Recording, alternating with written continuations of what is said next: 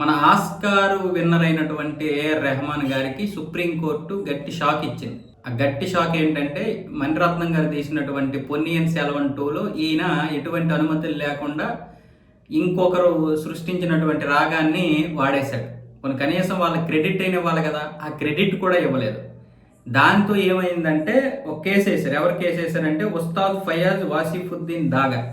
ఎందుకు వేశారంటే ఆయన తండ్రి అలాగే బాబాయ్ రూపొందించిన శివస్తుతి అనే పాట రాగాన్ని రెహమాన్ అనుమతి లేకుండా వాడారని కోర్టులో కేసు వేశారు ఆ సినిమా విడుదలైనప్పుడు.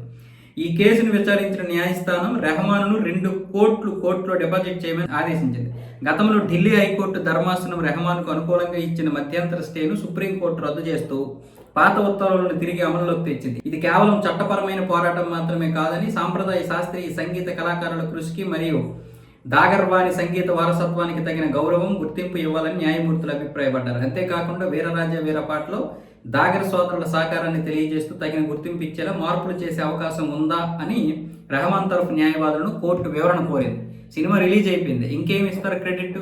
మరి ఈ ఆస్కార్ వినీత అయినటువంటి మరి రెహమాన్ గారే చెప్పాలి. మరి ఈయనే కదా శుద్ధపూసలాగా విలువల గురించి మాట్లాడతాడు. మరి ఈ విలువలు ఎక్కడున్నాయి?